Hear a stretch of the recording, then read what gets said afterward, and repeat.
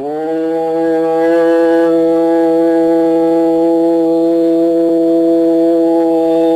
ஈஸ்வரா குருதேவா.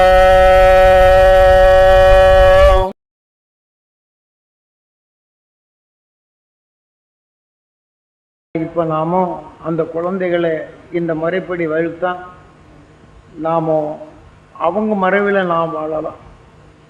ஏனென்றால் இந்த விஞ்ஞான உலகில் வரும் விஷத்தன்மைகளை போக்கும் சக்தி கருவிலே விளைகின்றது.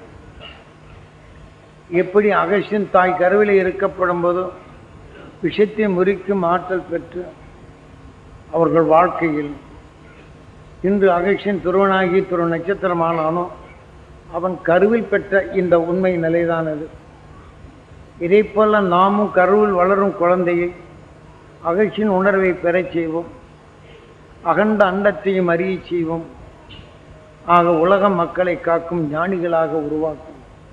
இது ஒவ்வொரு குடும்பத்திலும் இதே போல செய்து படும். இப்போ நாம் எல்லாரும் ஒருத்தர் ஏதாவது சொன்னால் பதிவு செய்துக்கிறோம். அவர்களை நினைத்த உடனே என்ன செய்து நம்மளுக்கு கோவம் இருக்கும்.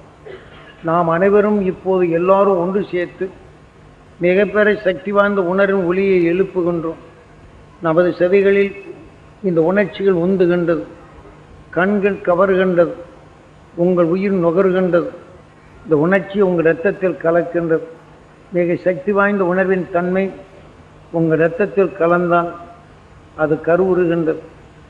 ஆக இந்த கருவின் தன்மை இதே போல உங்கள் வாழ்க்கையில் இதை எண்ணி எண்ணி வளர்த்து கொண்டால் உங்கள் உடலில் மிக சக்தி வாய்ந்த அணுக்கள் உருவாகி நாம் அனைவரும் சொன்னது போன்று அருள் உணர்வை நாம் நுகர முடியும்.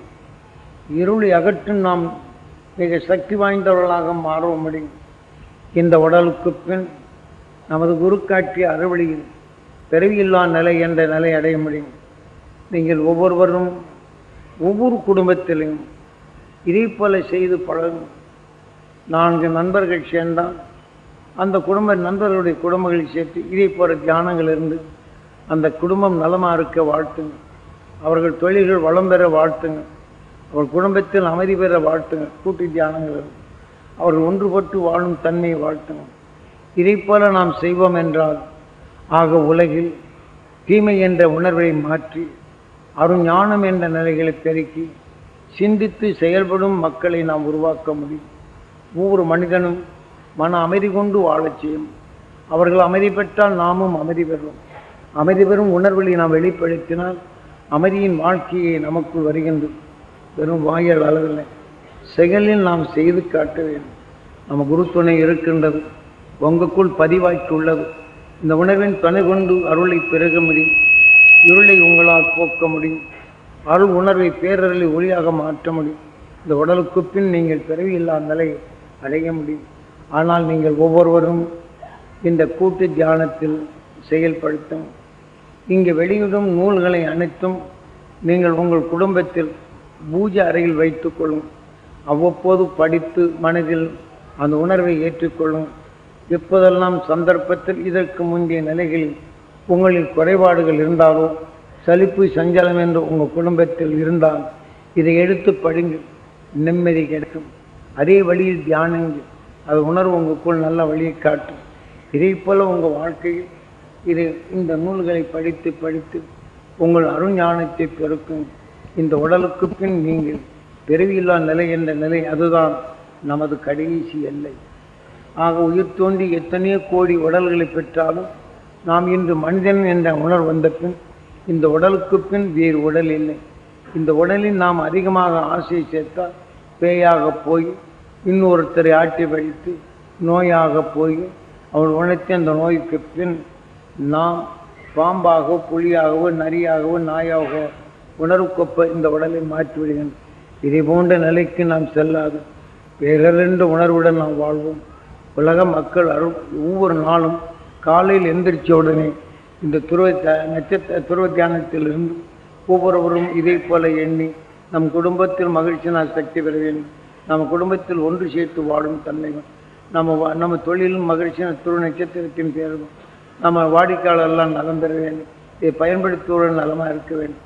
நாம் பார்க்கும் குடும்பமெல்லாம் நலமாக இருக்க வேண்டும் என்று நீங்கள் இதே போல் நீங்கள் எண்ணி நீங்கள் தியானி உங்கள் குடும்பத்திலும் மற்ற நண்பர் குடும்பத்திலும் நாம் தொழில் செய்யும் இடங்களிலும் இதை பெற வேண்டும் என்று எண்ணம் உங்களுக்குள் மன சஞ்சலத்தை மாற்றும், அருள் ஞானத்தை பெருக்கும், பேரின்பத்தை ஊட்டும், இந்த உடலுக்கு பின் அருள் வழியில் அங்கே அழைத்து செல்லும். ஆக நமக்குள் சொர்க்கத்தை உருவாக்கணும். சொர்க்க வாசலாக அமைகின்றது உயிர். அதன் உணர்வின் துணை கொண்டு நாம் சப்தரிஷி மண்டலம் அடையலாம், பிறவியில்லா நிலை அடையலாம். இது எளிதான நிலைகள். இயற்கையின் உணர்வின் நம்ம குரு காட்டி அருளியும் வாழ்க்கையை தியானமாக்குதல் வேண்டும். கஷ்டமான நிலைகளை நமக்குள் உருவாகினால் ஈஸ்வரா என்று உணர்வின் தன்னை கூட்டி இந்த கஷ்டத்திலிருந்து மீள வேண்டும், அந்த மகிழ்ச்சினால் சக்தி பெற வேண்டும், என் செயல் அனைத்தும் உயர வேண்டும் என்ற நிலைகளை நீங்கள் உணர்த்தினால், அதை மாற்றி அமைக்கும் சிந்தனை செலுத்தினால் அது உடனே உங்களுக்கு சிந்தனை வரும். தீமைகளை எப்படி நாம் மாற்றி அமைக்க முடியும் என்றும் கவலைகளை மாற்ற வேண்டும் என்றும் உங்களுக்கு அந்த ஞானம் தெரியும். இதன் வழியில் நீங்கள் வளர்த்து கொள்ளுங்கள். பேரன்பை பெறுங்கள், அருள் ஞானத்தை பெறுங்கள். நாம் குரு இன்று சொர்க்கம் அடைந்தால் நாமும் அவர் வழியில் பின்பற்றி அவர் அடைந்த இடத்திற்கே நாமும் செல்வோம். இன்று அதுதான் நமது எல்லை என்ற நிலையில் நாம் செல்வோம் என்று கூறிக்கொள்கின்றேன். இதே சமயத்தில் உங்களுக்குள் கூட்டு தியானத்தில் உங்களுக்குள் எல்லா நோய்களும் பிணிகளும் போக வேண்டும் என்ற உணர்வை உணர்த்தினோம். இந்த உணர்வு உங்களுக்குள் கருவாகின்றது. அதை மீண்டும் நீங்கள் நினைவாக்கினால் தீமைகளை நீக்கும் சக்தி வாய்ந்த நிலைகள் உங்களுக்குள் உருவாகின்றது. இதே போல தியானித்தார் ஒவ்வொருவரும் நீங்கள் நண்பர்களோ மற்றவர்களோ நோயை பெற்றால் ஐயோ உனக்கு பிறகுன்னு எண்ணிட வேண்டாம். அந்த துருவ நட்சத்திரத்தின் பேரருளை பெறும். உங்கள் உடல் முழுதும் பரவ வேண்டும் என்று என் ஜீவான்மா பெற வேண்டும் என்று சிறிது நேரம் பிரார்த்தனை. அவர் உடலில் துருவ நட்சத்திரத்தின் பேரல் படர வேண்டும், அந்த நோயிலிருந்து விடுபட வேண்டும். அந்த துருவ நட்சத்திரத்தின் பேரலை பெறும் அந்த அபிஷக்தி அவர் உணர்வில் தோன்ற வேண்டும். அறுவழி அவர் நலமாக என்ற இந்த உணர்வை செய்யும். யாருக்கு எந்த தலை என்ன ஒருத்தர் தலைவலியாக வருதுன்னு வச்சுங்க, நீங்கள் உங்கள் தலைவலி நீங்கி போகும். ஒரு மரத்தில் கையை வச்சுக்கிட்டு தலைவலி நீங்கி போகும்னு சொல்லுங்க. இதே மாதிரி சேர்த்து தலைவலி நீங்கதான் இல்லையான்னு பார்க்கணும். நீங்கள் தீமைகளை நீக்கக்கூடிய சக்திவான்களாக மாறணும். இப்படி உங்கள் வாழை நான் சொன்ன நடக்கூடாதா? சாமி தான் சொன்ன உடனே செயல் நடக்குது, ஏன் நீங்கள் செய்யணுமா? ஏன்னா இந்த உணர்வுகளை மாற்றி பழக வேண்டும். நாம் எல்லாம் ஞானிகளானால் உலகிலேயே ஞானத்திற்கும் பெரும் சக்தியாக நமது தமிழ்நாடு அந்த உயர்ந்த நிலைகளாக பெறும். இந்த உலகத்தை காக்கும் அந்த அகழ்ச்சியின் பெற்ற உணர்வை நாம் மீண்டும் வளர்த்து உலகில் உள்ள மக்களுக்கு தெளிவான உணர்வை ஊட்டும் நிலைகளை நாம் பெறுதல் வேண்டும். என விஞ்ஞான உலகில் வரும் இந்த உலகமே எப்படி திசை திருப்பும் நிலை வருகின்றது. காரணம் தென்னாட்டுடைய சிவனை போற்றி என்று ஒரு காலம் பூமி நீளமாக வரப்படும் போது அது ஒரு பக்கம் வரைந்து அது நீளமான பின் தலைகீழ் சாயும் தன்மை வந்தது.